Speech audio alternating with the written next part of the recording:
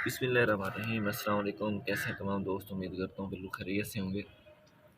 आज की इस वीडियो में आप लोगों के साथ जो ट्रिक शेयर करने लगा हूँ वो ये है कि हम लोग अपने जो फूलदार पौधे होते हैं उनमें ज़्यादा से ज़्यादा फूल किस तरह हासिल कर सकते हैं और उस अपने पौधे को लंबे अरसे तक कैसे जला सकते हैं।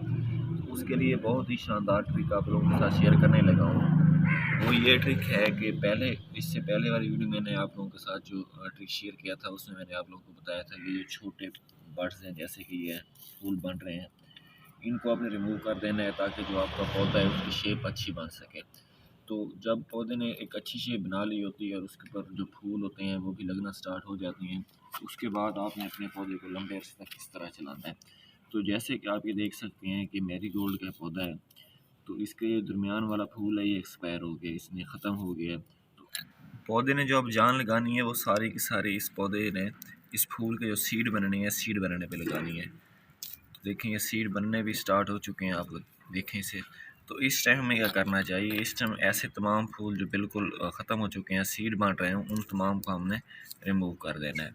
रिमूव करने से क्या होगा कि एक जो हमारे ये छोटे जो फूल बन रहे हैं नीचे, इनको एक स्पेस मिल जाएगी, इनके ऊपर रोशनी आएगी और इनको हवा भी अच्छी लगेगी। इनके ऊपर रोशनी है मुकम्मल तौर पर पड़ेगी और ये जो है ये फूल खिलना स्टार्ट हो जाएंगे। जो जो आपका पौधा है उसने आप सारी जो तवज्जो है वो अपने छोटे फूलों पर देनी शुरू कर देगा।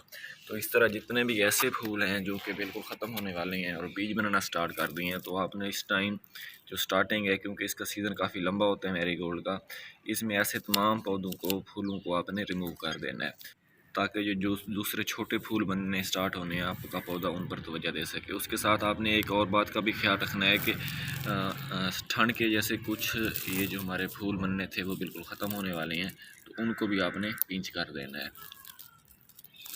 तो आप लोगों ने ये ट्रिक लाजमी अपने पौधों के ऊपर अप्लाई करना है और साथ साथ बताना भी है कि आपको इस ट्रिक से कितना फ़ायदा हासिल हुआ। तो उम्मीद करता हूँ वीडियो आपको अच्छी लगी है। तो इंशाल्लाह मिलते हैं एक नई वीडियो के साथ, तब तक के लिए इजाज़त दीजिए। अल्लाह हाफिज़।